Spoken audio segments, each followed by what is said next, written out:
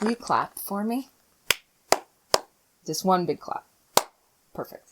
It aligns my sound. It's like a whole new thing. Actually, let me turn this. Fancy. I'm going to turn this so that you... Maybe. So you started swimming at a young age. Oh, I was 9 months old. Yeah. Really? And I went down my grandparents' water slide. If that's a snake, I'm going to freak out. It's probably a bird. I'm going to freak out too. Oh. I can hear it. I mean, I don't... Maybe it should...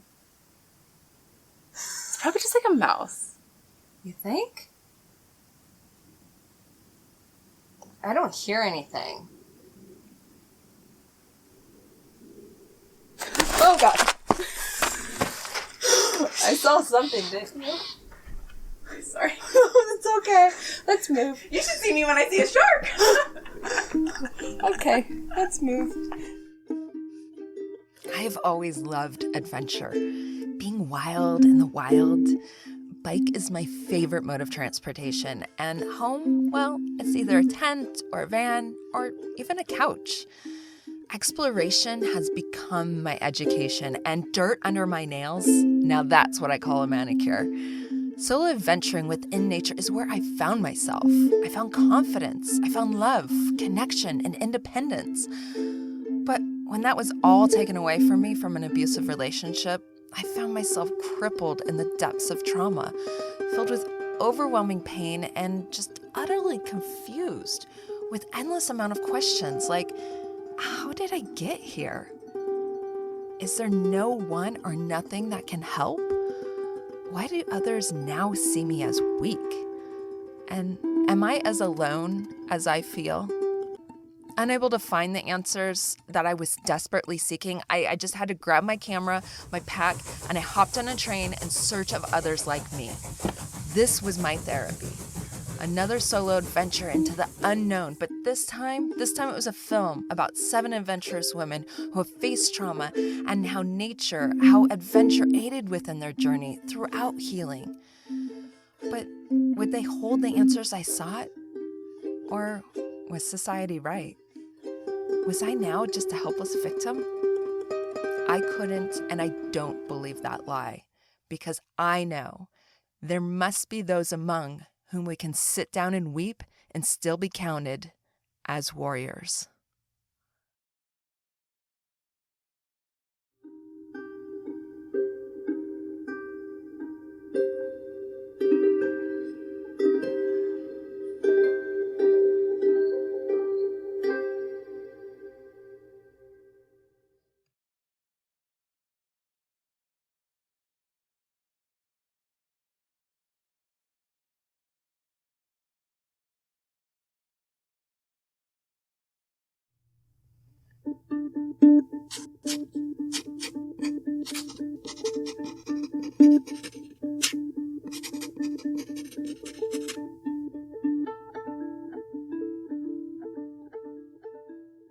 Super accident prone growing up. Like I grew too fast or something and I just never caught my balance. And that's why being in the water was always a really good thing for me. My uncle tells this story that it was like Easter Sunday and everybody's dressed up and like little Allie climbs up to the top of the water slide and like took a look around and like went right on down and he had to like dive in. Allie spent her entire childhood in the water. As a teen, she began to compete, which continued throughout high school.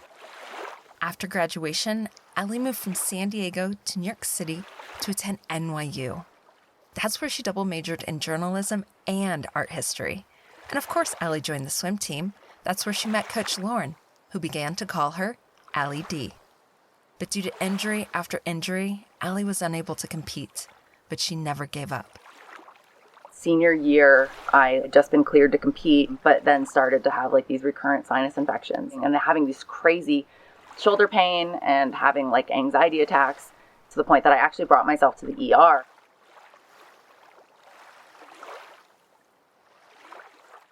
I had 5 rounds of antibiotics, sinus infection. I could never recover. Every week, like clockwork, on Thursdays, I would just be almost bedridden. It was always like the day before my dissertation class, and it was really hard. I didn't know what to do. I just knew that I couldn't get out of bed. And then I had sinus surgery. They said that was the problem, but I never actually recovered from that. I had enough credits to graduate early with 1 degree, so I did that. Graduated like shortly after my 21st birthday in December, and then kind of made the decision to come home and figure out my health. I found a knot on my neck right here. My doctor, he just did a simple chest x-ray and called while I was out at the, called my mom, called the house while I was out on the retreat. And she kind of texted me and was like, "It's Hodgkin's." And I said, "What's that?" And she said, "It's cancer." And I just called her and it was like, "What?"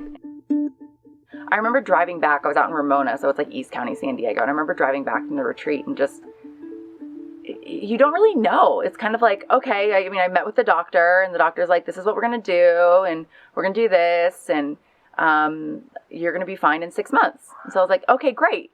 So I'm going to study for the LSAT. So that's what I did. So I was going to start chemo. I studied for the LSAT, and they didn't even think that my hair was going to fall out. They didn't think I needed a port. But 6 months later, I found out that the chemo actually didn't work at all, and the cancer hadn't budged. And I think that's when it, like, the battle for my life actually began. And the doctor, I remember sitting down with him, and he was just like, "So this is what we're going to do. We're going to give you aggressive radiation, and we're going to incapacitate your right lung."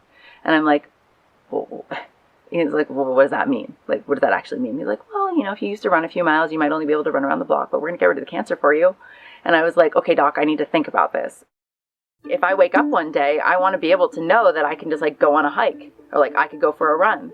Like, I'm very grateful, like, that I have always been able to do that. Extremely grateful that I've always been able to do that. But now you're telling me that I might not be able to, and I just didn't see that as, like, I didn't believe that. I thought that there must be another way. You just start to question your trust in the people that are making decisions.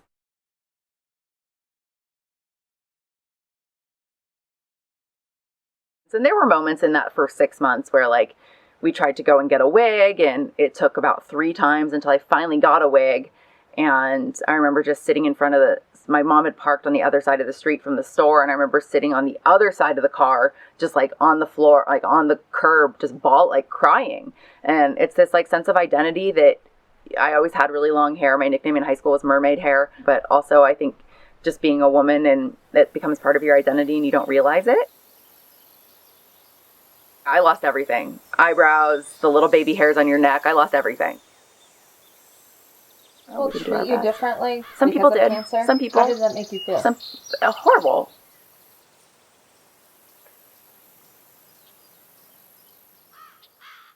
Unhappy with her doctor, Allie got a second opinion. When I met with the doctor, I just really felt sort of empowered by what she was saying, and that we were going to beat this thing. She was very realistic. She was very businesslike. She was like, "So this is what I'm seeing, and this is what we're going to do, but I think we have a good chance." Allie would spend the next 2 years undergoing rounds of intense chemotherapy, radiation, and a bone marrow transplant. But due to the uncertainties of young adult cancer, Allie was never declared in remission. So you're going through all this treatment, and now you don't reach remission, but you don't have cancer? That's the idea. Mark? Question mark. Once released from treatment, Allie found that her swim coach, Lauren, wasn't so lucky. Lauren was diagnosed with colon cancer a few months before Allie's own diagnosis. This had brought the two of them even closer. At the beginning of Allie's treatment, Lauren had given her 2 pieces of advice. No matter what, stay positive and continue to be Allie D. Sadly, Lauren did not survive cancer. And on the flight home from her coach's memorial service, Allie couldn't help but think this could have been her very own funeral. This drove Allie to do something. She had to do something. And this something had to embrace the memory of her beloved coach. It had to bring awareness to young adult cancer, and it had to be big. I remember growing up in the game of life, there's a game piece that says Swim the English Channel. And so I knew it was something that nobody knows the complexities that go into it, similar to cancer, but it's something that you say it and they're like, wow, it's like universally understood as impossible or challenging. I've been surrounded by more positive encouragement for the craziest thing I could have decided to do for myself ever. Because during cancer, it was like, I just don't know if I'm going to say the right thing. And I just wanted to be treated like I was normal. Like, that's it. Allie spent a year intensely training and fundraising for the channel. And finally, the moment arrived. September of 2012, Allie flew to England to swim a body of water that 1 in 5 people actually get a chance to attempt to swim. Not to finish, but to just attempt to swim. The pitch black, bitter cold waters have fierce waves known to capsize cargo ships. And that's on a good day. So day after day, Allie eagerly awaited to get into the beastie waters. But things were looking very grim. Every day was it was like, not tomorrow, love, but Friday looks good. And like Friday became Thursday, became Saturday, and then after like 2 weeks over there, I didn't have any more time off work and I had to make the call. Despite her disappointment, Allie decided she would attempt the channel once again. This second chance meant another year of intense training. But Allie is all too familiar with second chances. When her first round of chemo didn't work, Allie didn't give up. And you know what? She wasn't about to now. The recommitting part after I got home in 2012, that was the hardest part because I knew that everything that I had done the year before, I had to do better. Once home, Allie took a much-needed break. But as the days turned into weeks and the weeks into months, Allie became more and more hesitant to train. She could feel the channel slipping away. Then one night, a dear friend paid her a visit. I was sitting in a waiting room and chairs are lined up. They're all mostly empty. One kid on the swim team, Brad. So he like walks out and he goes, it's time. She's ready for you. And I like stand up and I walk in the next room and my coach, she's like sitting there and her hair was long and blonde and she looked exactly like I remembered her. I like walked in there and I said, so I'm doing this thing. And she's just like, I know, and it's beautiful. And I like woke up and it must have been, like 3 a.m. and I like called my athletic trainer and I was like, we're doing it.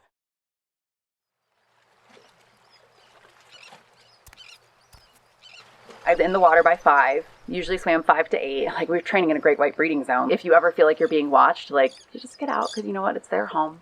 I ended up getting in like the best shape of my life. My fitness was through the roof, but I'm also trying to fundraise to market like the whole aspect of, raising awareness for young adult cancer. And I'd been introduced to the group called First Ascents, who take young adult cancer patients and survivors on outdoor adventures around the world and try and encourage them to defy their illness through like adventure and that life is beautiful, which was in effect what I was kind of doing for myself without admitting it.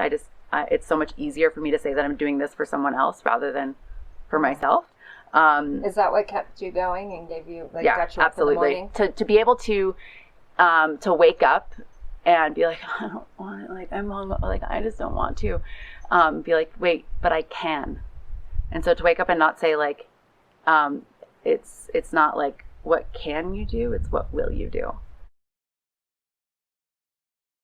On August 28th, 2013, Allie D made her second attempt at swimming the English Channel.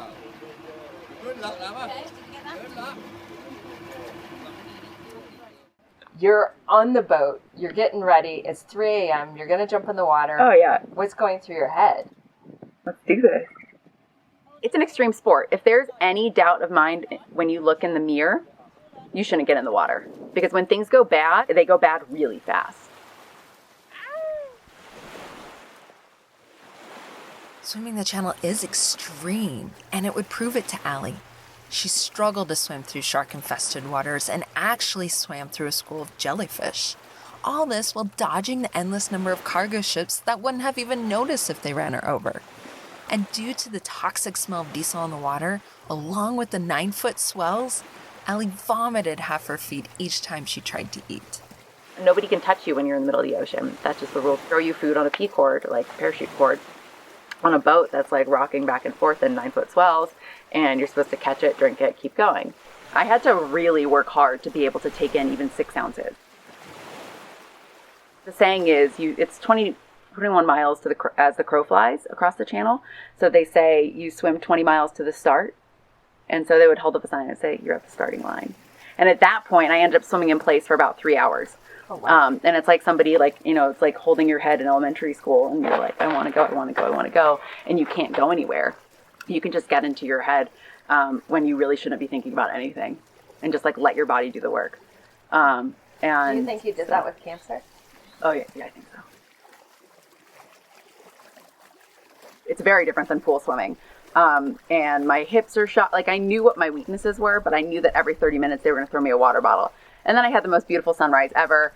And there's something so hopeful of swimming from night into day. I was just really hopeful the whole time. I think I was singing. I have like a mishmash of country songs and like show tunes. After her first failed attempt, and after 2 years of intense cold water ocean training, Ellie successfully swam the English Channel, and she did it in 11 hours and 14 minutes. How did you feel after the channel? When you got in, you crawled up onto the rocks, right? Because it's not a beach. Yeah. What was going through your head? Bacon. No, I mean, I was really swollen. I got back up on the boat, but I felt fine. The culmination, what I said is that it was the culmination of my battle with cancer. It was like I was closing that chapter. I was closing that book, but it was also the start of something incredible.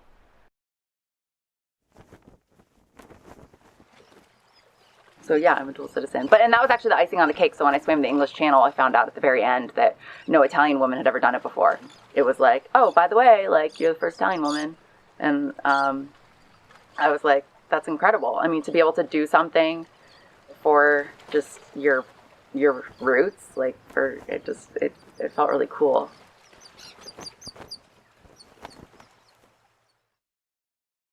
After the Channel swim, Allie wrote this to her blog. When I committed to the Channel, it was to say thank you when I couldn't say thank you enough. To Lauren, for being far more than a swim coach. To my family, who made sure I got where I needed to be. To my friends, who sat next to me in the hospital when I couldn't have been more ill.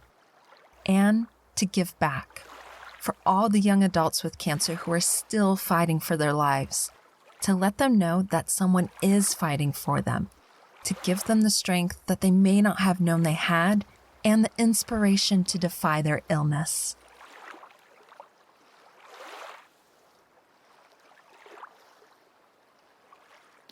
There's these certain types of adversity that aren't like choices, yet they have this massive like ability, if you let them, to form us and to shape our experiences, shape who we are and how we raise the future generations. And I guess cancer for me being one of those. I have a beard. You have a beard? Yeah. I can't see it!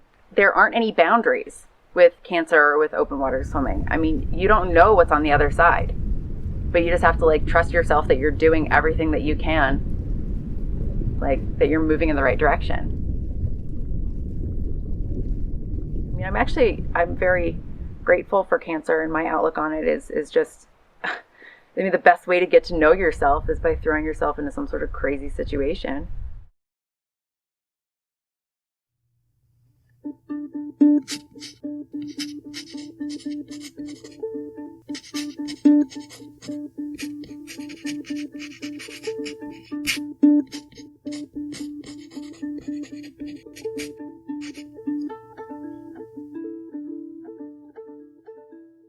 So originally I had wanted to do something really great and grandiose. And so I had decided that I was going to do a mountain bike trip that would encompass majority of the Canadian Rockies.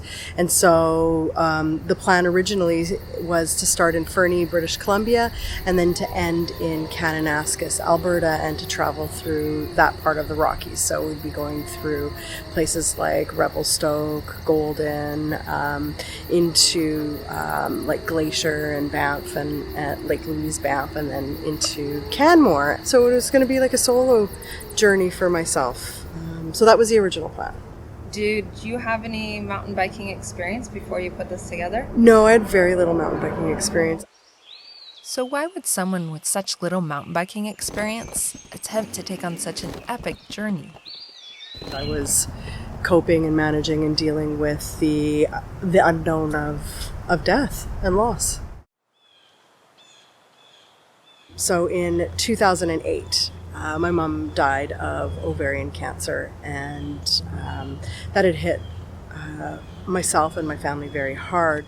It was also a traumatizing event because the way that I had situated my life at the time was my mom didn't live here. She lived in a different province, and so I would travel back and forth for a year, and just a lot of traveling back and forth. But I wanted to be part of my mom's journey into her passing.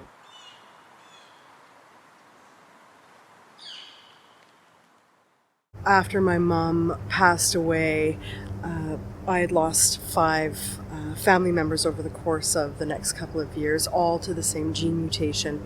And so what I decided that I wanted to do was I wanted to bring awareness of ovarian cancer, and also I needed to find a way for myself how I can essentially be okay with the diagnosis if I had the same gene mutation. So I had done all of my genetic testing and realized that the wait period was about 6 months long. And so for me, I didn't know what to do with myself. And that's when I decided that it came to me that I was going to do this mountain biking trip. It was a way for me to deal with some of the unknowns for myself, and also I thought if I could film this as a documentary film to raise awareness of ovarian cancer, then I can do 2 things at once. Do you ever make a documentary before? I've never made a documentary before. So just to recap, with little to no mountain biking experience, Deborah has decided that she's going to bike across the Canadian Rockies, all while making her very first documentary film and bringing awareness to ovarian cancer. How is she feeling about all this? I was terrified. I was terrified more because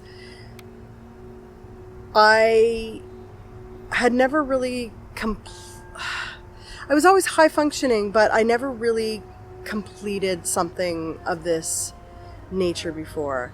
So I was terrified for a number of reasons. I was terrified of being rejected or having my idea be too great, like too much of like bigger than me.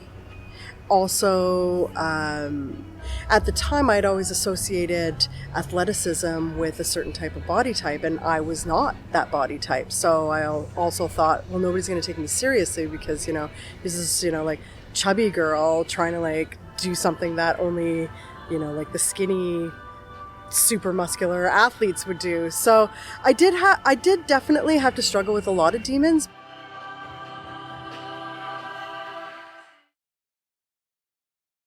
I realized that I wasn't going to be able to do this on my own. And when I started to reach out to people who could help me, all of their answers were yes, without question. There weren't like these big pitches or these things. It was like, I want to do something that is way bigger than me, that feels impossible, but I know it's doable, and I don't know how to do it, and I don't have the skill set to create the vision that I want to. And so it just snowballed. Everyone just said yes. to come on this like crazy adventure with me, with like this unknown person who could barely get herself out of like a mountainside. Like, I don't know what they were thinking. I don't know what I was thinking. To become more familiar with the bike, Deborah began an intense 16-week mountain bike training program. I wanted to do it with as little my own personal risk as possible. I didn't want to fall and injure myself at any point during this because I wanted to succeed. And I mean, there were some issues, like especially we get a lot of rain in Vancouver, and I was training, I started in April, and I would be coming down this mountain after just like sweating, and then it's like 14 kilometers down the mountain. I had got like hypothermia so bad because I didn't, like, my fingers were frozen, my forehead, like I just like all my sweat had literally like frozen into ice cubes on me. I was like, okay, well, this is a newbie, error, right? Like, don't do that again. So when you did get into those moments where you had those newbie moments that we all have to go through to learn, but how did you get past those? Like, how did you like not get beat down by that? I just laughed. That was just the way I dealt with everything. I just have to laugh it off. I mean, there were moments that I threw my bike, for sure. Like, I'd have like these moments of like total frustration. I would just grab my bike and I would just throw it, or kick it, or have total temper tantrums. But for the most part, yeah, I would just kind of laugh it off and just be like, what an idiot. Then you move on. But then you have to move on. Yeah. I also always knew that it was, that I was doing it for a bigger reason, and so I needed to get through it. I just couldn't be stopped at that time.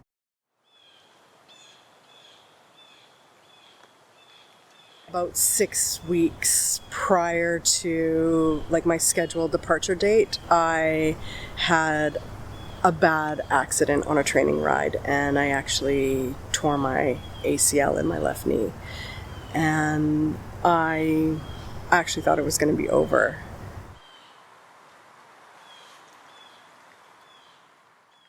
And I didn't tell anybody at the time because I didn't want any of my sponsors to know that there was a possibility this might not work. Also, so many people were depending on me to even just, like I had Ovarian Cancer Canada on my side. And so there was all of this like promise of this is actually going to happen, and I don't want to let anybody down. And I didn't know that I couldn't do it. I'm going to do everything that I can. I'm going to rehab it. I'm going to physio it as much as possible. And a really great physiotherapist, and she knew exactly what I needed. She works with the Canadian national cycling team. So she's like, okay, we're going to get you at least to that trailhead, and then we'll see where you're at. Deborah moved her outdoor training indoors, where she focused on pain management while spinning her legs on the stationary bike. And this once solo trip would now have to be a group ride. And Deborah, she would no longer be bike camping. Other changes had to be made as well, if this trip was even going to happen. Finally, after 6 intense doubt-filled weeks, ready or not, it was time. What was going through my head, literally, like, as I got on the plane was, I have no idea if I can actually even just, like, take this first pedal stroke. And it was a struggle because it was actually really difficult. And it was painful, and I still did it. Even though she was beyond excited to actually be riding the trails, Deborah still had chronic knee pain that slowed her down. And day after day, she continued to struggle within that pain. So one of the bigger, more challenging days, I just felt so beaten down, and I to be honest, I had thought that I had reached the 7th peak of this trip, and then I'd realized, I was only on peak number 3, and I'd had like these 4 more to go. And then this butterfly came up and just sort of like kissed me, and it was like this big like mammoth butterfly, and I was like, I was just me and my swollen knee thinking like, I have 4 more peaks to do. And this butterfly just came up to me, and it was like, oh, I know you're here. Like, I know you're here for me. I didn't know what it was. In some way, maybe I associated that it might have actually been my mother, if you believe in that. But that's what I wanted to believe in, that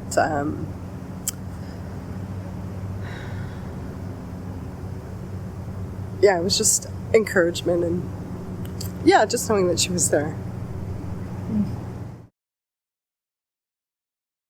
Even with her mother's encouragement, Deborah continued to struggle. Pedal stroke after pedal stroke was filled with intense pain. My motto with that was no mountain is larger than life. And that is what actually got me through. So every time I would be like climbing up a mountain thinking that, I really just want to get off my bike. I want to get helicoptered down this thing. I'm done. I just always remembered that, that life was more important than just that in the moment pain that I was experiencing, that I was going to get over that. As I started to just pedal more and more, I guess I found a way to maybe mask the pain, but I just started going, and I never looked back. I thought, if I can do it this day, then I'm going to do it tomorrow, and I'm going to do it the next day. I'm going to do it as many days, and it might take me a lot longer than I anticipated. I might have to call in for more resources, but I'm going to do this.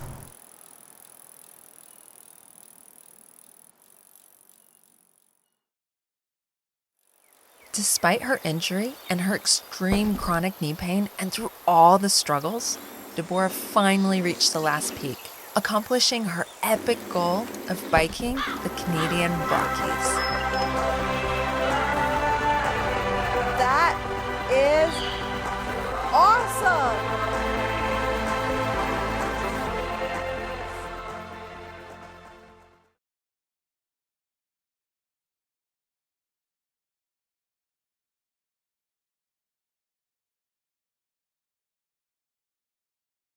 I had set out to complete what I wanted to do, and I got up to the very last peak, and I remember like lifting my bike up over, and I just felt so elated.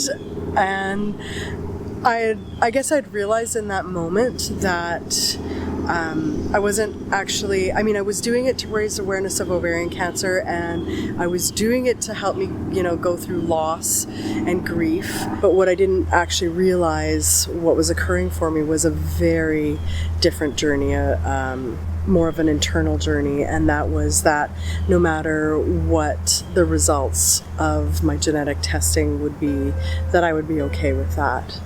That I had in that 14-day ride, I had gone through a full life cycle for myself, and that I was living, and I was okay with that. I realized that before that, I wasn't actually living. I was in this place of just being stuck with all the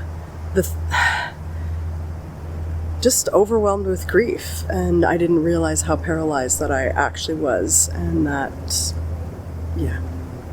And this brought you back to... It brought me back to myself, yeah. On October 27th, 2013, Deborah's debut film, The Life Cycle Project, premiered at the Banff International Mountain Film Festival. The film would continue to premiere at other festivals across the map.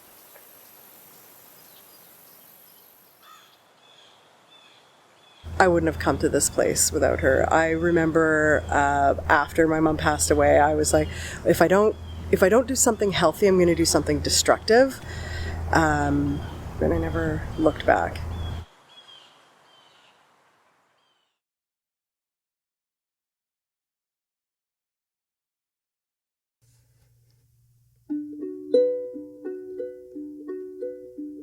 A few weeks after Deborah's successful ride, she received the results of her genetic test. Deborah does not carry the gene mutation.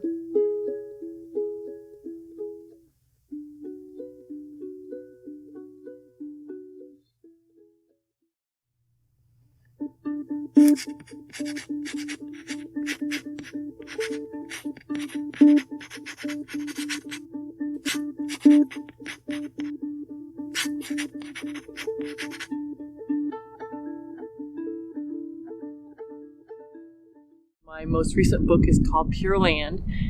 And Pure Land came about from a story I wrote for Backpacker magazine about a woman named Tomomi Hanamura that was murdered in Grand Canyon on the Havasupai Reservation.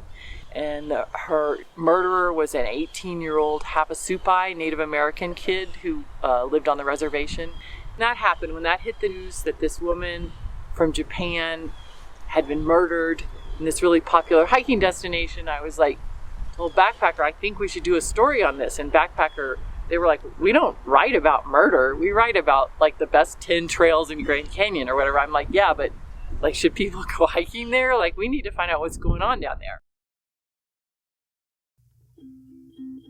To find out more, Annette headed to the crime scene where the investigation was underway.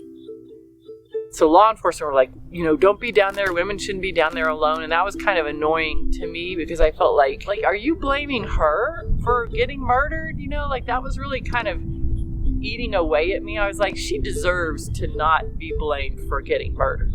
Like I'm going to tell her story. So I had that kind of drive to like dig deeper so she wasn't known as this woman that was killed because she was hiking alone. Like that's so bogus. Pushing past the police tape, Annette stood at the exact spot where Tomomi was murdered. And I just all of a sudden felt this intense, like almost like smoke or something just kind of surrounding me and feeling this connection with her that was really powerful. And I got a sense of her, almost like she was right there with me. And I was like, okay, wow. And I carried that with me, like that kind of familiarity that I had with her, to the point where it started to feel like she was my sister. And like I was going to do right by my sister.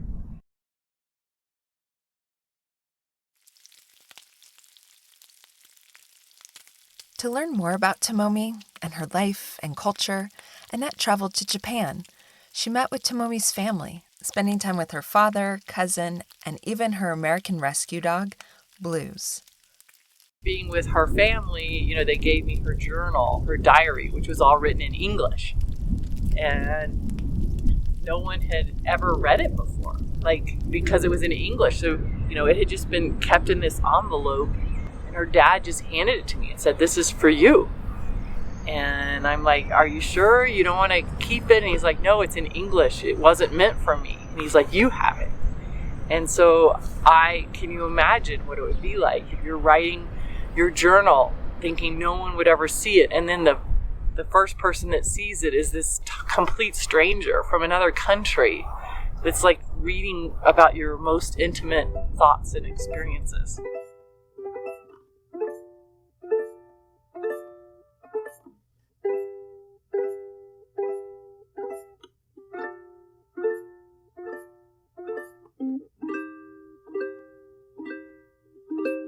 It was an honor, to be handed that, and so to treat it with the greatest respect. And so I did try to treat telling her story with the greatest respect, and to honor her and to look, in depth at her life and Randy's life. I feel like, there was like possibly like something part of her that was like wanting his story to be told as well.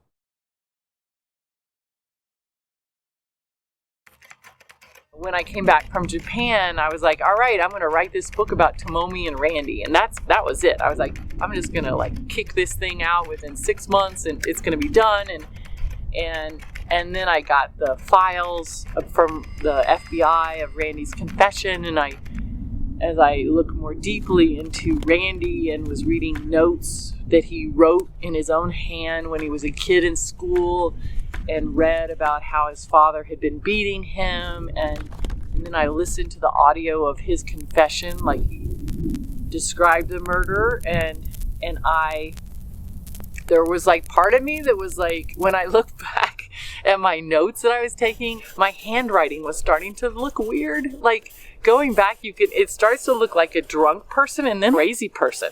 Yeah, my like handwriting was deteriorating. At the end, it looks like a totally like someone who's really, really drunk is writing. and I was not drinking at all. And so like there was a kind of a like cracking and, you know, falling apart that was happening before I was even aware of it.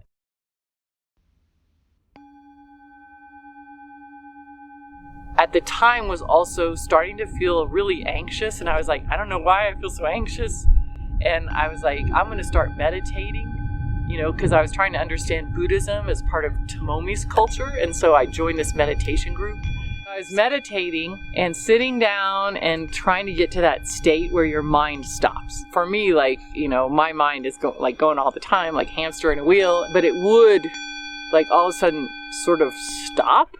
And is the minute that happened, like this really dark, horrible thing that shook me to the core. And I was like, what was that? And I'd like, you know, stop meditating and I thought, wow, this murder, I must be having like weird visions about the murder. And this is starting to kind of get to me in a weird way. But I was like, but I may have a promise to do this book. I promised Tomomi's father, and I'm going to do this and power through. And then I started having nightmares.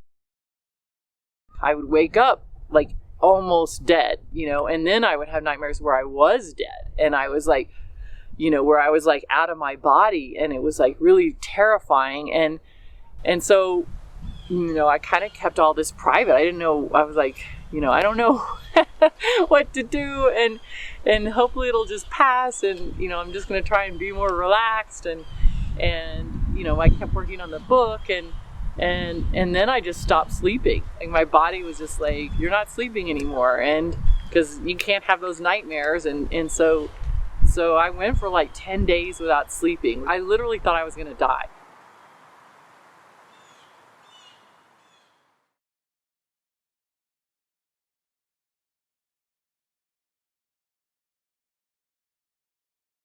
And I was so like rattled when I went in there, and so she came in and she's like, what's wrong? And I'm like, I just like had it like sobbing, and I was like, I want to sleep, I don't know what's wrong. And she's like, oh my God, you need to go see a psychiatrist. Like, this is not, you know, like, this is just an emergency, like a mental health emergency. And I'm like, okay. And yeah, and so I had zero psychological reflection until I was like in the emergency psychological facility here, and the psychiatrist came in. He's like, he just looked at me and he said, have you ever been abused as a child? I mean, I was just like, well, I thought he was going to say, you know, are you on any medications or whatever? Like, have you had your thyroid checked or something? And I said, yes. And I was like, what just came out of my mouth? I couldn't believe that I said yes. I don't know, like, I'm so glad that I said it, and I'm so glad that I admitted it, but it was, so I feel emotional talking about it, but Yeah. Oh. Yeah. Oh, man. I mean, it was just so, I mean, it was an amazing thing, but to say that meant that, you know, I was going down this road, and all of a sudden, like, I took a hard right turn, and my whole life changed after that.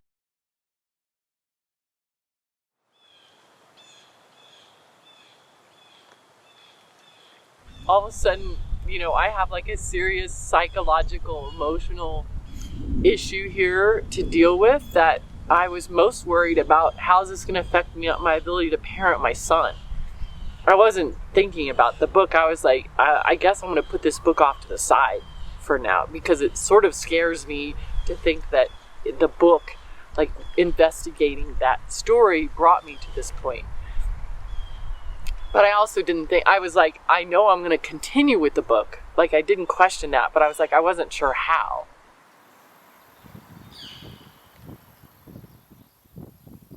So I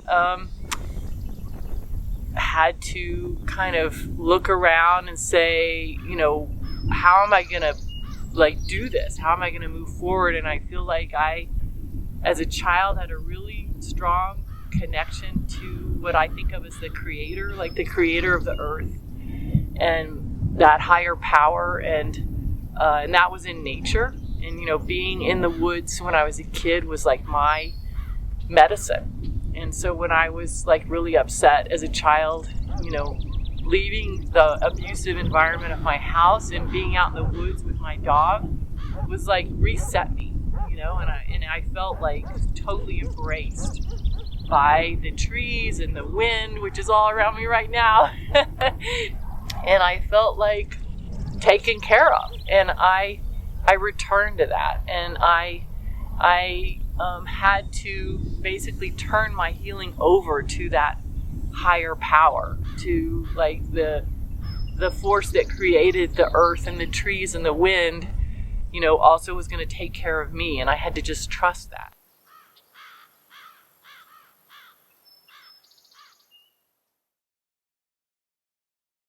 I definitely did like different therapies, like body therapies and, talk therapies and medication in the beginning helped to kind of keep me, at a stable level where I could do therapy. So, it's been a long time since I've been on any medication, but, that helped in the beginning. But I would say community is definitely it's like you can't just be alone in the woods all the time. Like you need a supportive environment. And so yeah, I have like really good friends, and also, I sought out communities that were trauma support groups. So like I went to Adult Children of Alcoholics for a couple years, and that was super helpful. Like to be in a room where like what I was saying happened to me was totally normal, and to have others say, yeah, you're feeling this way now, but I promise you it's going to get better because I have experienced the same thing, and I can be here to tell you now that you will get to where I am. And I felt so comforted by that. So being around others is really important. And also being aware of like staying away from people that aren't supportive, like not triggering yourself. And not everybody is the best person to be around. It's never like I'll be healed, but I have like it's part of me, and like I've been able to cope with the symptoms, and improve my reaction to, when I get triggered, and it's greatly enriched me as a person, I feel like. After spending some time away from the book, Annette got back to writing. A dear friend strongly suggested that Annette add her story to the book, since all three lives, Tomomi, Randy, and Annette, had now become part of each other's story. So with vigilance, Annette slowly began to add bits of herself to the book. But I didn't write about myself, like the actual trauma part of my childhood, until my son was in college, because I was afraid of what it would do to me. Like, I had done all this work around trauma and like in the early stages to like get to a point where I wasn't having flashbacks. And I didn't know if I would start having flashbacks again, and how that would inhibit my ability to parent him. And so as soon as he went to college, that fall, I just wrote like crazy, and it just came out of me. Like I feel like I'd been waiting to do it for a long time, and so it was incredible. But I remember just sitting in the chair at my computer, like writing different moments. Like it's so ingrained in my mind. Like it was a spiritual experience to kind of go through that, and I do feel like Tomomi was with me, like helping me.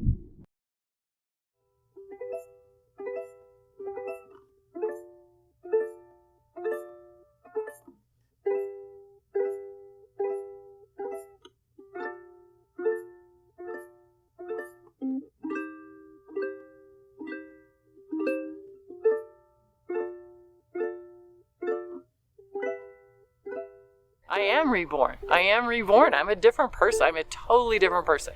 Like I wish Tomomi wouldn't have been killed, but if she was still alive, I would never have gone. I'm sure I never would have gone through, recognizing my own trauma, and I would have just lived my life in complete dissociation for the rest of my life, and I would have been shut down. And so I became a better parent. I was able to write this book that I feel like has helped people, and that's why I wrote it. And so I feel like there's so much good that has come out of it.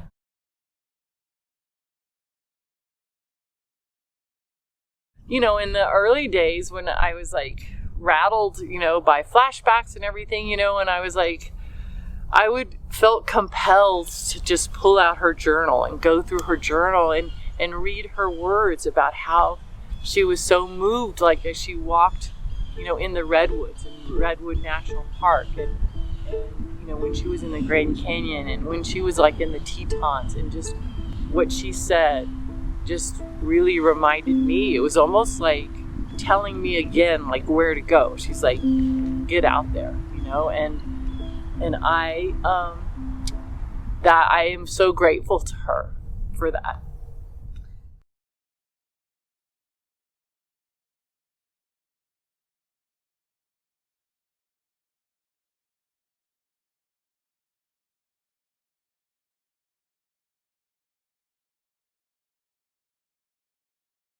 Face towards the rock, and the footholds are right in the crevice.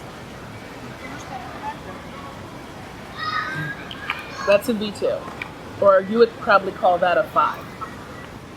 He's still trying to figure that out. What? He's still trying to get in there?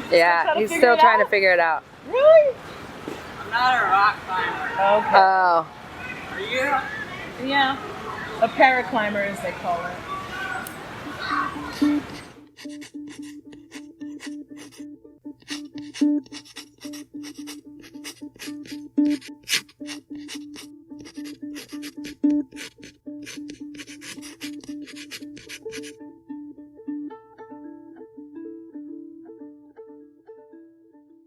I was diagnosed with cancer in summer of 2009.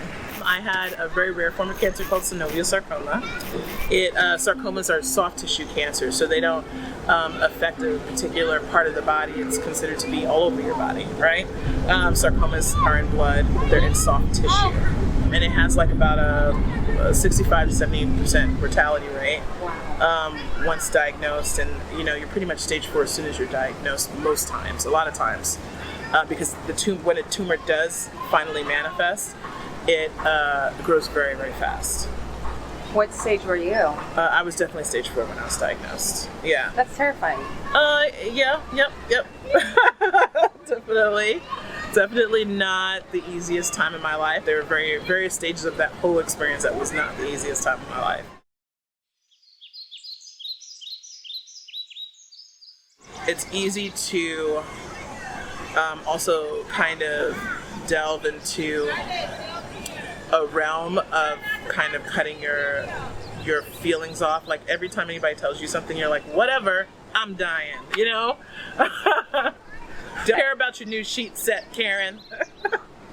You can't help it. Everybody else looks at you really weird with a weird face, So you're just trying to avoid people in general because you don't want them to look at you with pity, and then you don't want to be like an ass if you don't really want to hear about all their stuff that they're going to making plans for the future, and you're not capable of really doing that. And they do look at you like that on the video? Yeah, definitely. How does that make you feel? Like shit. I think because I have like a natural maintenance role in people's life, I felt like I was letting a lot of people down. Even though it clearly wasn't, even though it's clearly not your control, you think it is. But what if I went to the doctor sooner? What if I, checked out my ankle when I sprained it that time? Or, it's just like all these things go in your head, and somehow that you're supposed to be able to control the situation that you can't control, or feel like you missed something along the way that led to this point. Not only was Karima going through cancer treatment, or part of her leg was amputated, but she was also living with her abusive fiancé. People don't understand what like verbal abuse is. Being told, there are things like he said to me, well, like, nobody would want you like how you are now, and, basically telling me like, hey, you're amputated and you're in this stage of like no one would date you, you know, how you are now, like basically saying like, you were so lucky. And then like everything I did just wasn't good enough. My cleaning wasn't good enough. My cooking wasn't good enough. Like nothing I was doing was good enough. But at the time I was just like, yeah, you're right, because I'm like impaired. Of course, nothing I can do will, you know, gosh, I got to really try really hard and try to make him as happy as possible. I also feel like he took advantage of my vulnerability and just like tore me down constantly. But at the same time, I'm very thankful for him because I didn't really get the family support that I felt that I needed during that time. And he was all of that. And that also cost me on being like incredibly dependable on him and his existence beyond monetary or financial. This dependency also included being involved with his serial passions, which were constantly changing. But at the time, it was climbing. Come to this gym with me. I'm taking this like intro to climbing class or whatever. And so I learned how to belay that day. And then he was just like, oh, why don't you, you know, try climbing? Like even the climbing gym person was there. And I was just like, what? I don't think so. I was still in the chemo wig. I was probably my first real prosthesis. You know, it wasn't time then. Yeah. It clearly wasn't time then. When did it become time? When did it become time? I think it was after I went into remission, like when the doctor said I was in remission. And then I started to think about recovery. It took some time, but eventually, Karima left her fiancé. Once I was like separated and like mind clear and everything, it was just such an elation to remove a lot of toxic people from my life so I can recenter myself. Did climbing and getting into nature help that?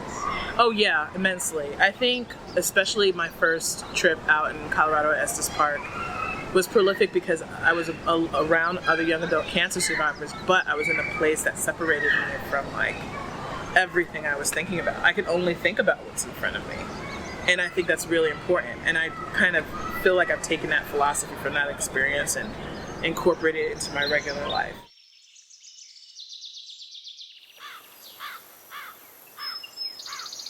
How did you come up with the idea to start the group? I didn't, because actually initially it was supposed to be my amputee support group's like community event. They gave me like a $500 auxiliary scholarship to lead the event for this month because they do like different, like bowling or dinner or something, and it's like you always have an activity. And then I had to get enough amputees that in our program that was interested in doing it, and then they would give me the scholarship to do it. Yeah, I had 38 people with disabilities, 50 registered, like about an equal number of volunteers, and it was supposed to be a one-day event. We were going to do like 2-hour sessions through the course of these 6 hours, and then we had to turn it into 2 days because it was like more than we anticipated, and like, oh wait, we got to change this up, so let's make it 2 days. And some people sign up for both days. And they come from all over, like Jersey, and not just New York City, but New Jersey, Connecticut, Philadelphia.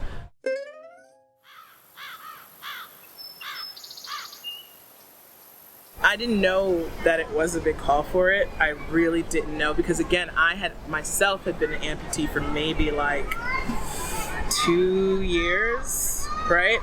So I really didn't know that much about what para sports were available or how long they've been around or like that history of it. And so I didn't realize that I was doing something that was, you know, like changing my area or had an effect or that people even wanted to do besides myself. Adaptive Climbing Group now offers programs all across the U.S. 3 locations in New York City, the 4 in northern New York, the one in Chicago, the one in Massachusetts, 20 sponsored athletes average every year across the country. And so they look at me and I do not at all embody someone who runs a rock climbing program at all, right? But you do. I do. And that's my favorite part. It's hard for me to plan a whole year ahead. You know, like it just seems weird to do that, even to this day. Because every 6 months there's like another test to see if I have cancer, right? And then you hold your breath till the results come, and you're like, all right, let's plan for the next 6 months. When's the next test? Let's plan up for 8 months. Got it.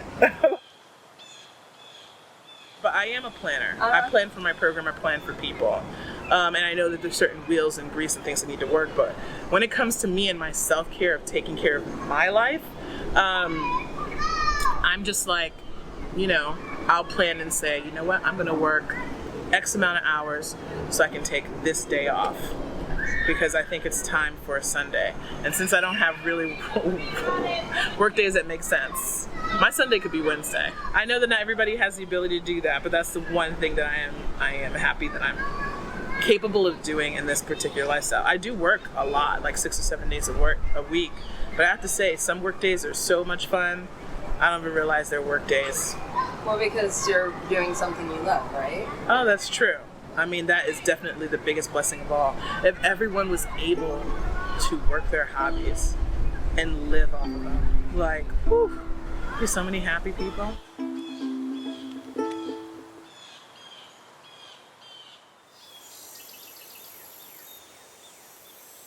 I feel like every year my travel increases more and more to do events or be on committees or, I recently got appointed to the Diversity, Equity, and Inclusion Task Force that they just created for USA Climbing.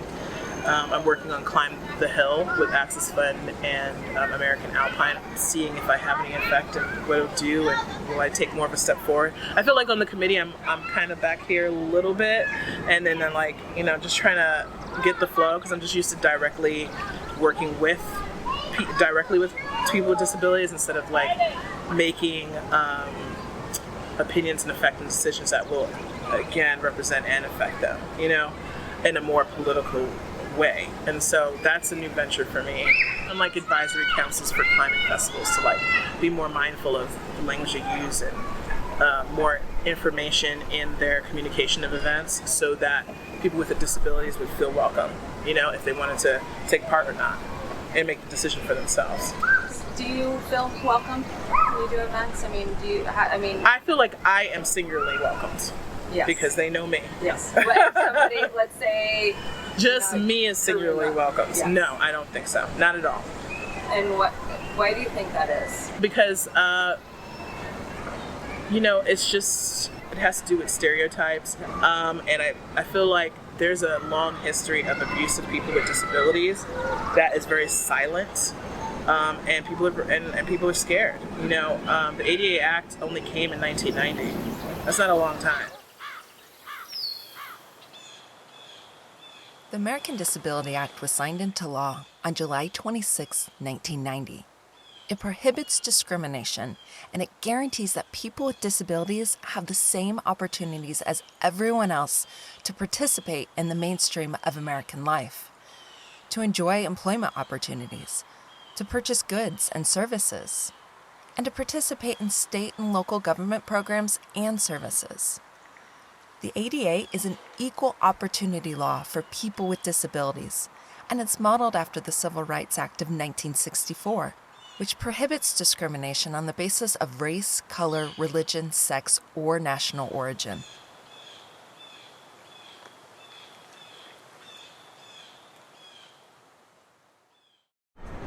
The word privilege. I kind of hate it. I kind of hate the way it's used in the last 3 or 4 years. They're like, people need to leverage their privilege, or this group of people needs to leverage their privilege for this underprivileged group of people. I was like, well, thanks for placing me down here by just your language at all, even though your intentions are like nice and good and pure and one of helping, puts you in a savior mode. We're not looking for Jesus Christ. We're looking for an even playing field. So if that's the case, neither of us are privileged. We all have different abilities that are unique to our group, our sex, our physicality, our melanin. You have to use SPF 50, I can get by with SPF 30. If I ask you to go pick up a heavy suitcase, you go pick up the heavy suitcase, strong person. If I can walk further than you, then you stay here while I go check that out, scout out that route for you. Like, so what? like I have really great upper body strength, and I know a lot of people who don't, and I utilize that, you know, and that's my ability. But if you ask me to run somewhere, forget about it. I'll get my other friend to run, but I'll go carry the bags though. You know what I mean? Like there are like different things that we're capable of doing that conclusively can create like the most amazing trip. And if that's the case, then we should be sharing our abilities so that we all can achieve what we need to achieve in life, not leveraging our privilege.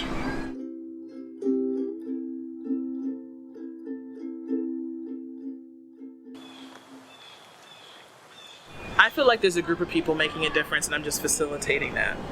I don't think it's me by myself making a difference. There's no way. There's so many skill sets I don't have that the rest of my team does have. No being can live without something else. Flowers can't live without water. A stream can't live without a rock or direction. Fish can't live without plankton. Like, there's no way anything is alone, no matter how many times you say it. I think we need to make sure we recognize all the stuff that is around us that make it happen.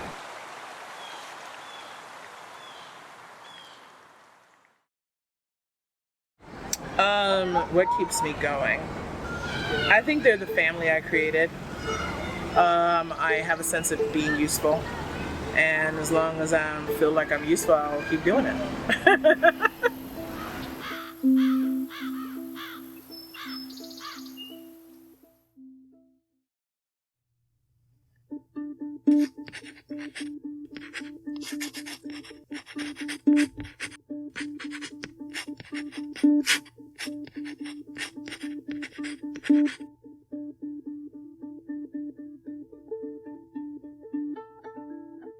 I will never forget the day because I had relatives, 2 aunts and an uncle had come into the shop.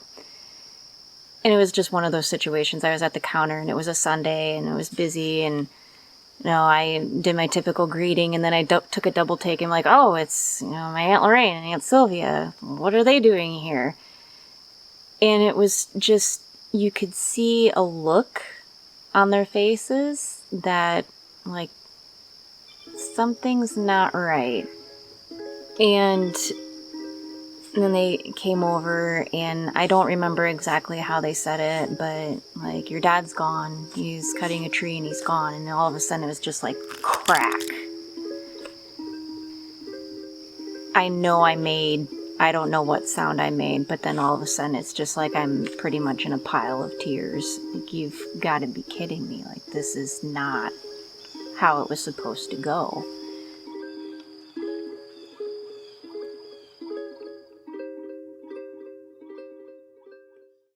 It was really challenging because it was just the shock of how it happened. It was kind of wrong place, wrong time. My dad had type 1 diabetes, so sometimes there would be like a sugar low or whatever, something goofy would happen, and when your blood sugars get all wonky, it's almost like you're not there. We're wondering if something like that might have happened, because my dad's cut so many trees and he knew what he was doing. I was anticipating the diabetes in a more traditional way, or the fact that my dad had smoked a lot over his years and had pneumonia so much last year would be it. Not a tree. I don't know. But yeah, it sucked. Long story short, it really sucked.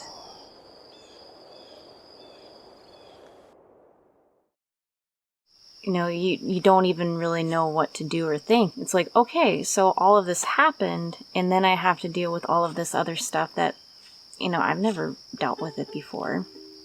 You don't have classes or anything in terms of these are the steps that you should take next. It's like, everything's like, okay, you're an adult. Here's the stuff. Like, you need to contact this and this and this, and making decisions on, if he was going to have a wake or not. We hadn't talked about that. I knew he wanted to be cremated. Like, crap. I'm like, what do I do if I make the wrong decision? So I really took the moment to sit and think about the times that I was with my dad at wakes. I didn't know until after we basically had kind of a celebration of life at Uncle Bill's. And he told me that Dad had agreed to that. He didn't want to wake or anything like that. And I'm like, oh my gosh, thank you so much.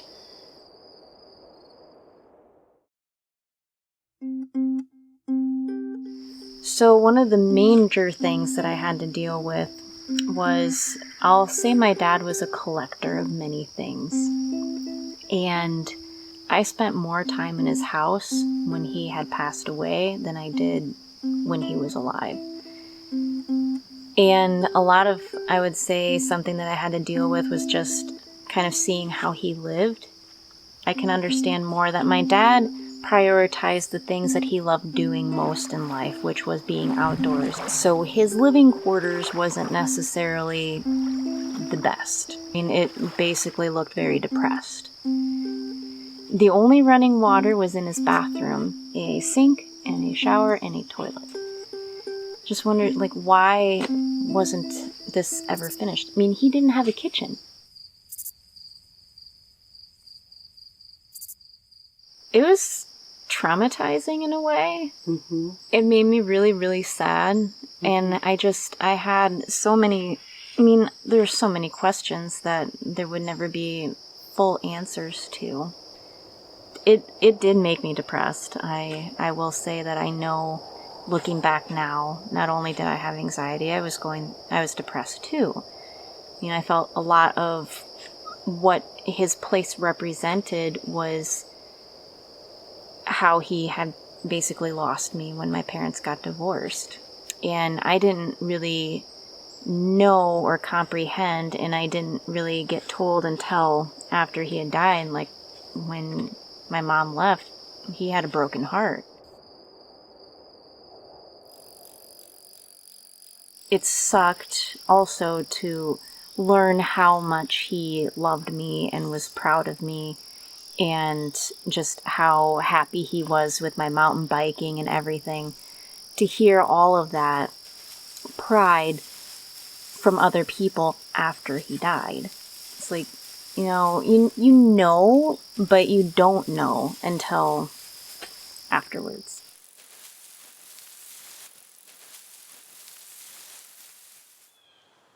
With all the grief, anxiety, and depression, where did Josie find comfort? And how was she able to face each day? Part of it was just, I knew I didn't have a choice. It was just one of those things where, I would get up in the morning and just I knew I had to do what it is I had to do. Biking did help, though it took a bit for me to kind of get back on the biking bandwagon, just because, I was exhausted and depressed. After big storms and such, I would go out and I would look and see if there were downed trees. I spent a lot more of my rides basically doing trail scoping than riding my bike. Prior to my dad's passing, we had invested in a GoPro. And all right, I'm not motivated to go bike, but I am motivated to learn how to use this tool, because we got it to help highlight Fearless Woman of Dirt and all of that stuff. So I figured, I'll go out and learn how to use this. It'll give me purpose. Why was purpose so important during this time? Get out of my head and just, put a focus on something, because the first few times that I went out for rides just were really hard, because it's like, I'm out here doing something that, in theory, my dad didn't mountain bike, but he liked being outdoors in nature, and everything about the woods made me think of him. Hearing the birds and seeing deer and smelling the smells, and just, it was tough. It took me several rides before I could go out for a mountain bike ride and not cry.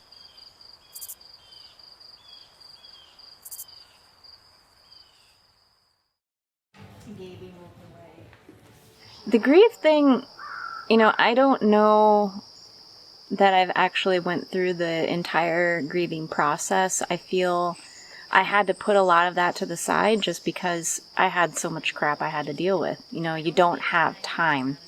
I mean, you're still working a job 6 days a week and you're having to do everything on top of that. But there were definitely stages. There was one point where I really got mad and I blew up. And I took my favorite helmet and I just threw it down as hard as I could at the bike shop floor and totally cracked it. And it felt really good. It surprised me. I really wasn't expecting anger to be part of grief. And after that, things kind of calmed down a bit. But I still don't really feel like I had like that ending cry, if you will. You know, I thought after I sold my dad's property that there'd be more emotions. Really didn't feel like there was any closure to it. It's just kind of like, okay, so that's just like another chapter that's gone, and now it's just kind of, you know, hanging out and waiting for the next thing. And, you know, if that comes, I don't know.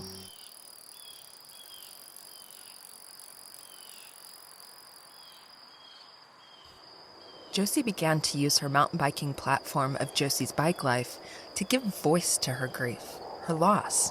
She got real and opened up with utter rawness. What's helped me is being able to connect with some folks that have had similar but different circumstances, you know, sudden tragic losses of their parent, and just being able to know that, one, I've learned not to put judgment or, you know, worry like, well, is my situation not as bad as what I'm thinking it is in my head? That kind of comparison game of just, you know, whose loss is worse? Like, everybody's loss is still hard. I think my writing about my experience and the feelings that come with it, you know, all my hopes are that it helps at least one person feel like they're not alone when it comes to something like that. Grief and loss is a very personal thing that's not singular to each individual. Everybody has their own experience and they'll have their own feelings. But sometimes you wonder, you know, am I doing it right? Am I okay? You know, you don't really know how to put it into words. So my hope is that with what I've shared in terms of the process that I've learned for myself, that, you know, even if it's not the same experience that somebody else has gone through, that they just know that they're not alone and it's okay. Slowly over time, Josie began to see bits of healing within her grief, a few moments of peace and reflection within the constant hurt. My dad had a little handsaw that I ultimately decided, you know, this would be perfect for helping to saw branches and that sort of thing. So I will say that it's been pretty therapeutic in a way, and it's like, oh my gosh, you know, I'm like my father's daughter. Here I am, like, cutting a tree.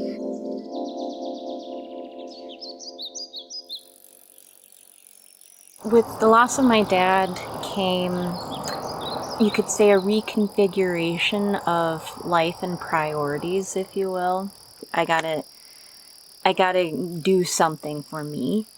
So I went to my doctor and, you know, started taking a medication, which has been really helpful.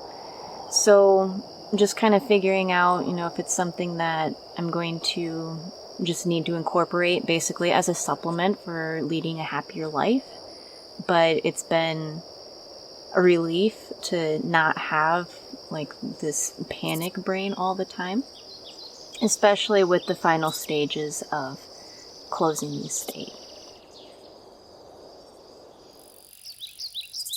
I've really come to want to appreciate and respect my body more, and when it comes to pushing itself beyond what really needs to happen for me to enjoy biking isn't fun. And I really want to have some fun years as opposed to pushing years. I mean, life I look at it more with how my dad passed away. I mean, he was doing something he loved. He was outdoors doing something that he felt was purposeful. And life, there's so much of life where I know it's just kind of the run of the mill. You get up, you go to work, you do your thing, you maybe go for a bike ride, and it just, you eat, you sleep, it plays over and over and over again. And for me, I just looked at it from, I want life to be a more enriching experience. And just, live life as best as I can each day.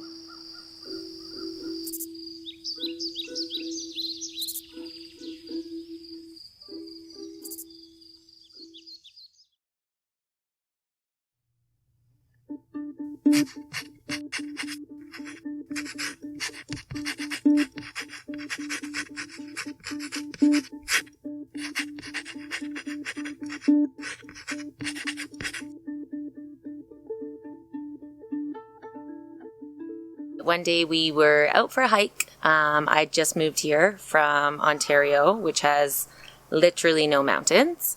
And I had moved here to be closer to Jenny because she was going through a super hard time. She was in a really bad abusive relationship. And so I had moved here to help her get out of that relationship. And going to the mountains was like her therapy. And so I was like, okay, I'll go to the mountains. I'd never been in the mountains before. And so we were not experienced by any means. So we borrowed our kids' backpacks. In our packs was beef jerky and beer and bunny ears because it was Easter. We trek up and we're on this ridge and we see this group of women coming down from a higher point. And they were decked out, hiking poles. I was like, who hikes with poles? No, everyone should hike with poles. I know that now. And Jenny's like, I'm gonna go talk to those women and see what's up there, and maybe we should go up there. I said, okay. And she bounds over to them, bunny ears on her head, beer in her in her grasp, and she's like, what's up there? Hi, what are you doing? And so happy. And they looked her up and down and they were like, you can't go up there. You should just go home. What are you even doing on top of this mountain? So we felt terrible. We felt like we shouldn't be in the outdoors. Honestly, we were discouraged. We actually turned around and went back down. And on the way down and on the way home, we got to talking and we're like, we're pretty confident, outgoing women. If we feel this way, how many other women must feel intimidated to get in the outdoors? And that's really where Women Who Explore was born. Lindsay and Jenny started an Instagram account capturing the sisters and their love for the outdoors. And they started to gain some serious traction. So the sisters decided, why don't we run a weekend getaway? They had no idea who would show up, if anyone. But to their surprise, 22 women arrived for a weekend of kayaking, canoeing, and paddleboarding at a cabin on the lake in the Canadian woods. We pull into the cabin and the lake is frozen solid. And we had people bringing their stand-up paddleboards and their kayaks and their canoes and frozen solid. I can't even make this up. Just frozen. So Jenny and I did go out there with some axes. Right off the dock, and then we'd get enough that we could put a boat in, and then we'd go out in the boat and we'd continue to and then we loaded everybody into the van and we went and did some amazing waterfalls. We drove all these women 2 hours away from our cabin because there was nothing near our cabin. And we ended the night off with this beautiful campfire where everybody sort of went around the circle and shared their deepest, darkest stories. And everybody was crying and supporting each other. And it was we called it the magic. We had never, ever, ever expected that something like that would happen when you bring a group of strangers together. That's sort of the thing that we've held on to is we create the magic between women.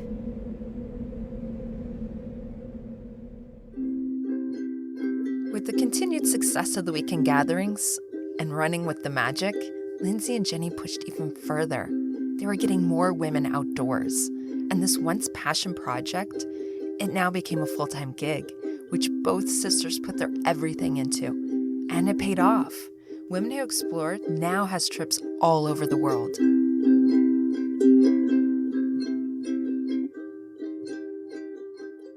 So in last, I guess, February, I started to feel just not myself.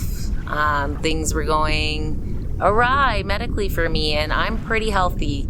I went to doctor's appointment after doctor's appointment and really pushed, I really pushed to find out what was wrong. So one doctor said I had menopause, another doctor told me there was nothing wrong with me, another doctor told me I had allergies, and it took a lot. It wasn't until I lost the vision in my left eye temporarily that somebody finally took me serious. We know what it is now. It's called optic neuritis, and it is one of the first signs of MS. But at the time, they were kind of like, you have optic neuritis. 50% of the time, it ends in MS, but you don't have any MS in your family. So you probably don't have MS. Of course, I go home and I'm like Googling all the symptoms, right? Because that's what we all do. Thank you, Internet. And so I went to my own doctor, and I honestly basically had to lie, and I said, the ophthalmologist says I have to have an MRI. And she was like, oh, I don't know, like there's no MS. And I was like, I'm not leaving until I get a referral to have an MRI. I said, because there is something wrong with me. Like, I know it, I feel it. Either that or I'm crazy.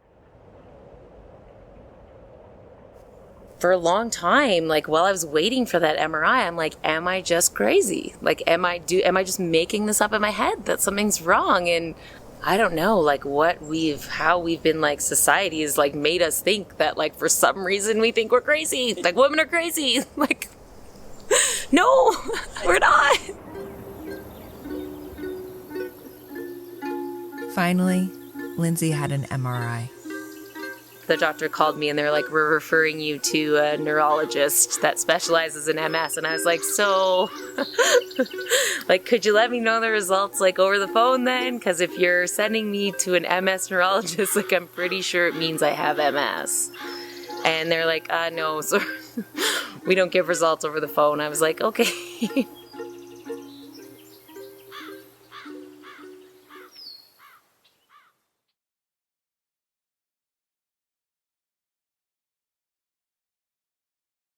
Honestly, my first feeling was relief that there was something wrong with me. And that sounds so crazy because, like, I wouldn't wish this on anybody, but, like, I was so relieved that, like, I wasn't making things up in my head. Weird, eh? Like, that's crazy. So I think the first thing was relief, and the second, I was honestly devastated. Like, beyond devastated, and I do not show my emotion well, like, at all. And so I, like, called my sister and I was like, so yeah, like, I have MS. And she was like, she, like, burst into tears, and I was like, it's okay, like, don't cry. But inside I was, like, really, I think, devastated. I don't think it really hit me right away either. I think I was in shock, and I think I just, like, I didn't know enough about what that meant. Like, what does it mean to have MS?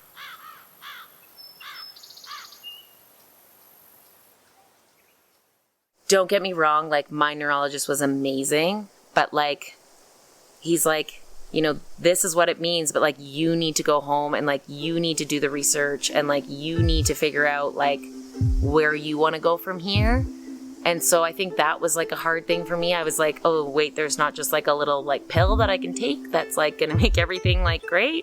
No, I came out with, like, 6 different pills, and I was like, oh my God, like, why so many vitamins?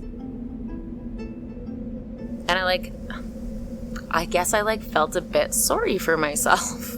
I've been so healthy, and I think it was, like, almost like confusion because, like, I really have never had anything wrong with me. And we haven't dealt with a lot in our family either. Like, our family's been really healthy. We don't have, like, aunts and uncles dying of cancer, or nobody in our family has MS, like, nobody that we can trace back. And so I was like, why did I get this? Like, why me?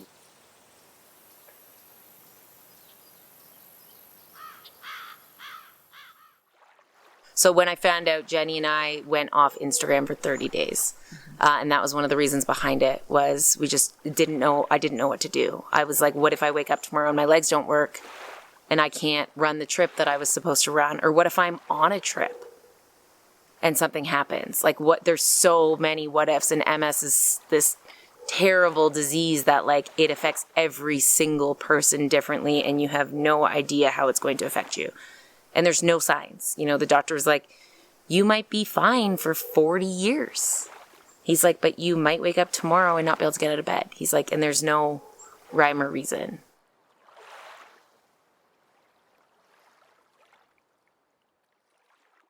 At the beginning, I would literally dream of having MS every night. Like, I would wake up every morning knowing that I dreamt of something happening, and like me being on a trip or me not being able to walk, or like, it was horrible. You know, Jenny was like a huge person for me. She was like, listen, like, okay, we know that you have this, but like, instead of like sitting there and being like, well, what if, why don't you just go live your life? And so we're open and honest with people, and we tell people that you have MS and they can choose whether to join your trip or not. Okay, so you have MS and you're on a trip and something happens. She's like, don't you think all of those women would jump in to help you? In a heartbeat, they would. And you need to start like checking the things off your list that you want to do. And I think it was like a real mind shift for me, because I'm telling you, I could have got sucked in so quickly to that like deep, dark depression of like, what if, I'm not going to do anything because what if something happens? But like, that is no way to live your life. Even with her new mindset, Lindsay still wasn't quite ready to tell others. I went to Iceland to run a trip with 12 women for a week. And we were in the car on the second last day, and somebody was talking about their health, and I just opened up and shared sort of what I was going through. And honestly, I could not have asked for like a more supportive group of women in my car. Like, they like laughed with me, cried with me. It was magic.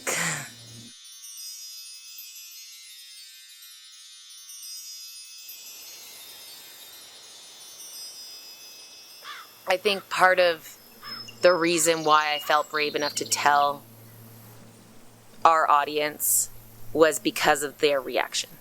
Yeah, it was nuts. Like, I knew that they weren't going to be like, oh, are you supposed to be driving? Like, I knew they weren't going to have that reaction, but like, I also didn't realize like the outpouring of love and support.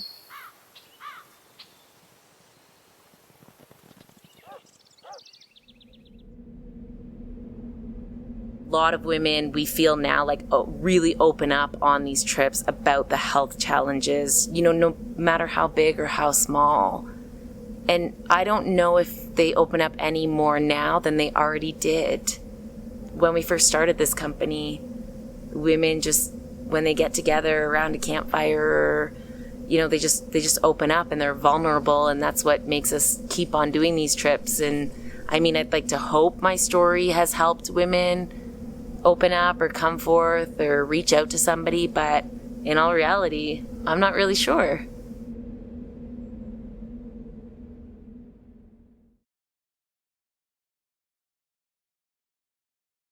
I've got some pretty cool bucket list trips that I'm running for Women Who Explore. I'm going to Uganda to see the mountain gorillas, and I'm going to Churchill, Manitoba to see the polar bears and the beluga whales, so that's really amazing. But I think it's time for me to just like slow down. I think I spent all of this year proving that I was healthy enough and I was strong enough and I could do anything I put my mind to it. And while that is true and I can do that, I'm also exhausted. And so really just try to like take it down a notch and focus on my health and make sure I am healthy, and really just like coming to peace with it a little bit, and yeah, taking it easy.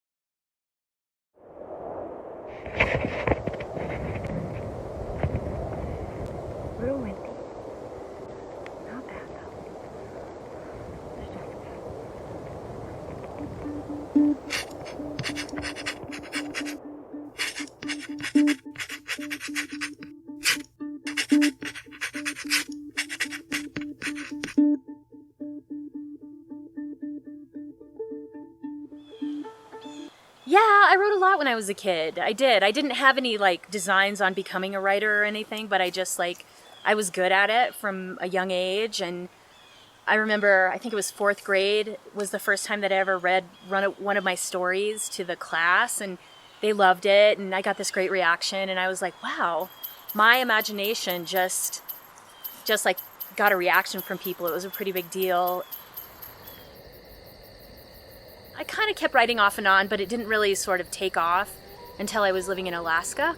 And I had been living in McCarthy, which is a little town in the middle of Wrangell St. Elias National Park. And I had all these crazy adventures there. And so at University of Alaska, I had a professor who said, you should write about this stuff. Like, you could sell stories. And so I just started writing when I was there, and slowly but surely I built, worked really, really, really hard, and slowly just built a full-time career traveling the world and writing.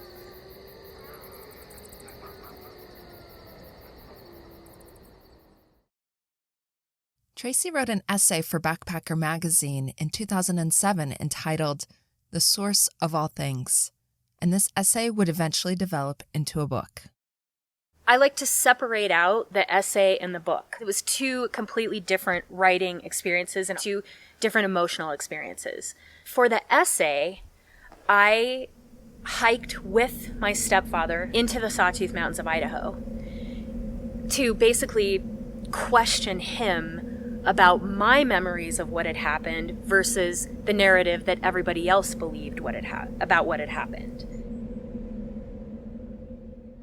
I am a survivor of childhood sexual abuse that went on for years and years, from the time I was like 8 to 14 and I ran away from home. And my family sort of adopted this narrative about it, that it happened twice. Once in a trailer on a camping trip when I was 8, and told my mom, and my dad said, "What are you talking about? That was a dream. That did not happen." And then once again when I was 14 on the night I ran away. When in actuality it was happening, pretty consistently throughout that time. And no one believed me. I tried to tell people. I told my brother, I told my grandmother, I told my brother's girlfriend. But I think they just felt totally helpless. Like, what do we do? When I ran away from home, I went and told a friend's mom, who called the police, and they intervened. I became a ward of the state of Idaho. And my dad, was never really punished for it. I think he sort of struck a deal with whoever the authorities were that were, dealing with this case. I've never been able to open the file and read it. I wasn't allowed to.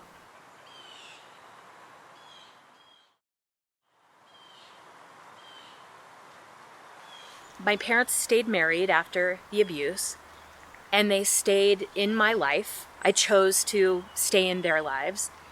And then I had kids. And it was this huge conundrum of like, fuck, what do I do? I now have these really vulnerable little people, and my dad is a known child abuser. What I did was let it all happen, like let life happen, and had kids and let him be a part of their lives with vigilance, right? But there just came a point, I was really depressed when I was around 36, 37, and I tied it back to the abuse. It was just like time in my life, I think, for me to be like, okay, I have to process this shit. And I had questions. I didn't know the full extent of what had happened because I blocked it out. Other things kept me from knowing exactly what had gone on. And I had adopted this narrative that everybody else did because it was easy. Mm-hmm. But I knew in order to keep progressing as an adult and maturing and growing up and being a good mom, that I had to process and know the whole story, as painful as that sounds. I just said, we have to talk about this. And I don't want to do it at my house, and I don't want to do it at your house. I want to go back to the source. I want to go to the place that it happened. And the reason I wanted to do that is because that's where I feel most powerful and empowered. In nature, in wilderness, and particularly in Idaho. That's my place. That's where I grew up. the wilderness there formed who I am. And my stepdad also formed who I am because he's the person who gave me all of the amazing experiences that I had in Idaho in the wilderness when I was a kid that then led to me being the person that I am now. That was the thing that made me feel like I couldn't just write him off. I couldn't just cut him out of my life because he introduced me to the things that I love most in the world.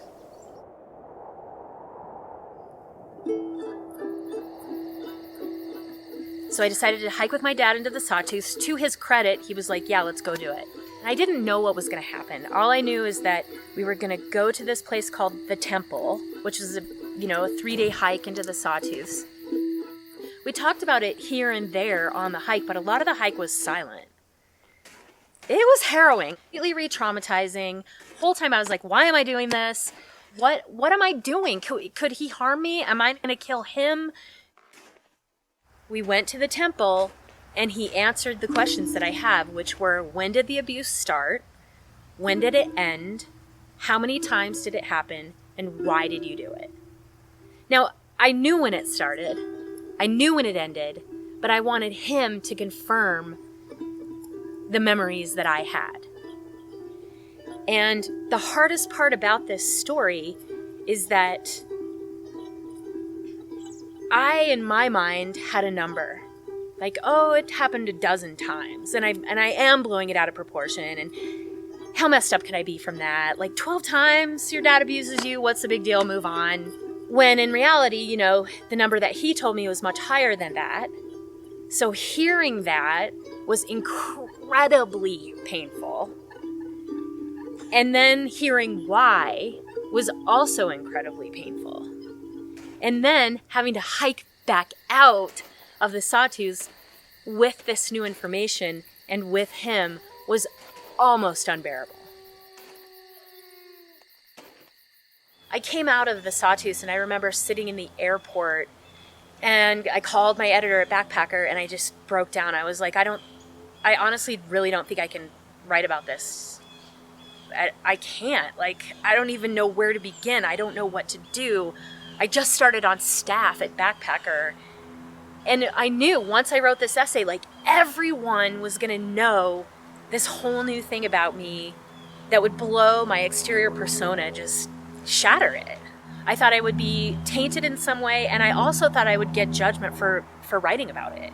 Not just the fact that I was a sexual abuse survivor, but that I would write about it. It took me a while to figure out how to have the courage to do it. Once I started writing and once I got past the initial, what do I do here?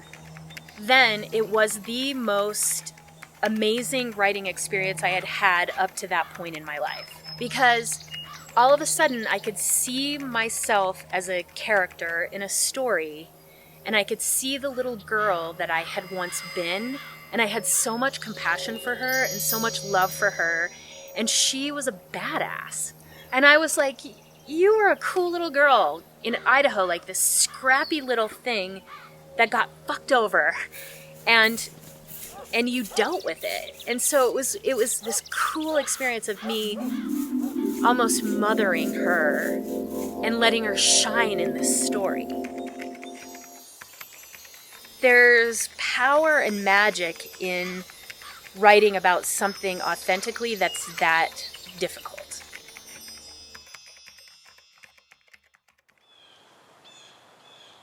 I don't think that they ever anticipated that it would get the response that it did. I didn't anticipate it. I thought no one would read it.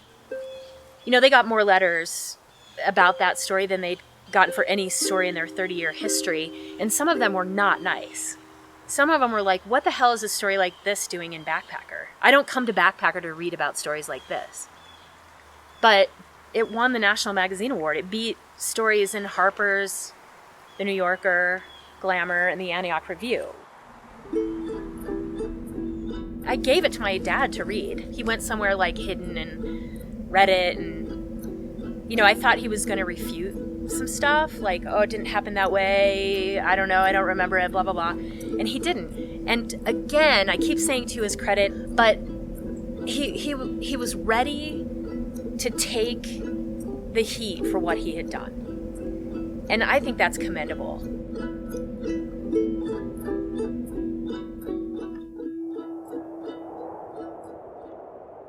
A guy from the Washington Post read it, and he showed it to a literary agent in New York, and they called me and they said, you know, this is so amazing. Do you want to write a book about it? And I was like, I don't know. Let me think about that for a little while. And ultimately, I thought it would be a good idea. I thought it had enough value to others that it would be worth whatever discomfort I felt doing it to put it out in the world.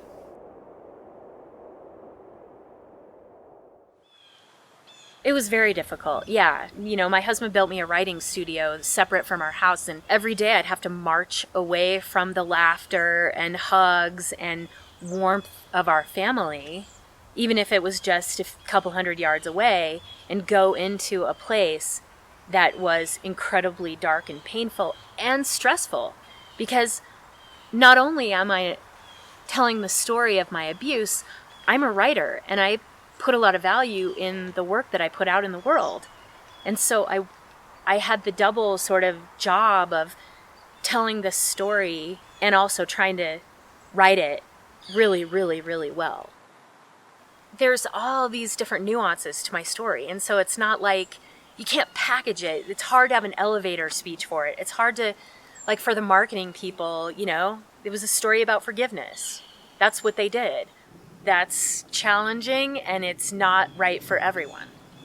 There's a lot more to it than just about forgiveness, and I felt very weird taking it out into the world that way because I hadn't totally forgiven my dad.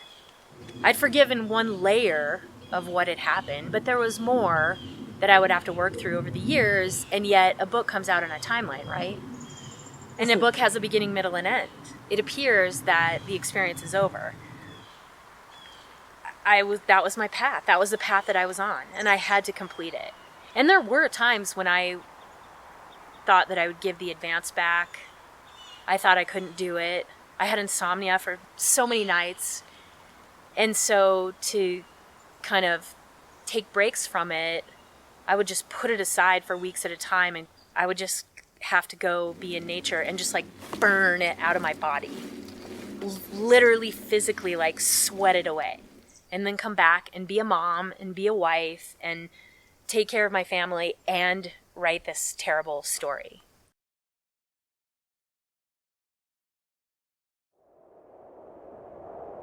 Putting out a book like that was the most painful thing I've ever done. Like, literally, it's taken me until a year or two ago to fully start to feel like I'm healed. I think, like, the true power of all of this, I've been able to look back and see through the whole experience that I'm now way farther ahead in the process of healing than I was before I wrote the essay. Now I think as I've come out of that experience and am really truly happy and really truly feel healed, it's great.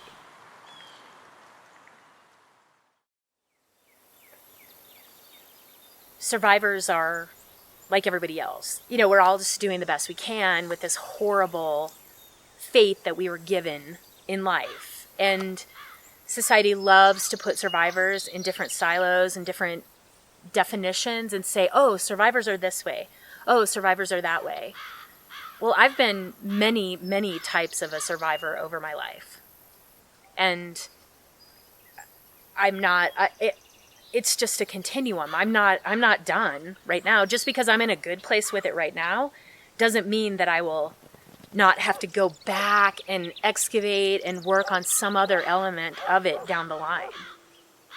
And you know, you have a kid and then some whole other thing comes up, or you get injured and some other element of it comes up, or you break off a relationship. Like, there's a million different, it is because it's such a impactful experience when someone takes your power away and abuses you and violates your body, the one constant I would say about it is that it's always there, and it defines on a very core level who I am. And that's not bad. But I don't walk around at the same time saying I'm a sexual abuse survivor. Like, that's not part of my everyday narrative. My narrative is like, let's have fun. Let's like live and have a great life and be in nature and raise our kids and don't hurt anyone and don't hurt me.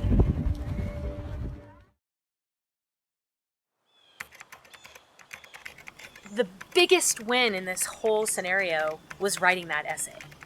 Because for the first time, that little girl who grew up into the awkward, crazy teenager who went through all kinds of drug stuff and, you know, was not the nicest person for a while, had a champion. It was like, I totally love you. You are awesome. And I'm sorry that nobody helped you. Look at you in nature. Look at what you do. Look at you. You fucking went to Alaska. I knew I had to leave Idaho and leave my family and leave my situation, or I never would have started on a path toward healing.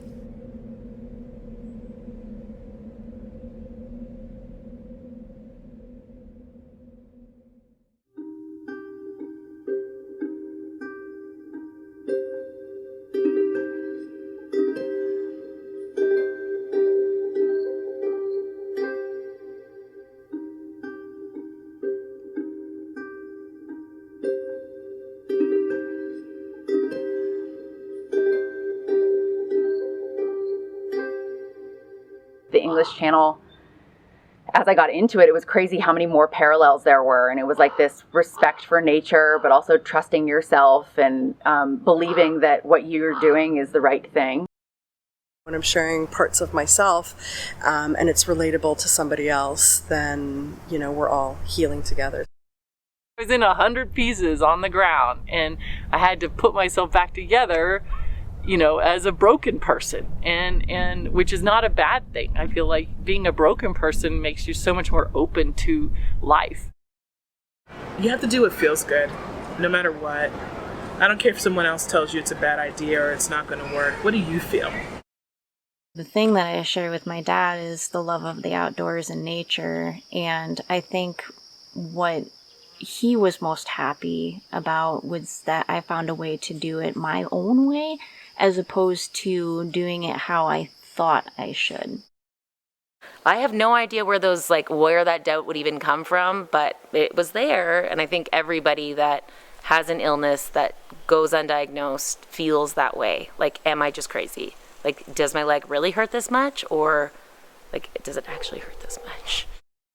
That's the pilgrimage. And that's the 40 days in the desert. That's like all this stuff that is all around us in our, you know, mythology and our stories and but it's true. It's true. If you're a person who resonates with the natural world, what else are you going to do except for like be in the natural world? Where else do you heal except for in the natural world?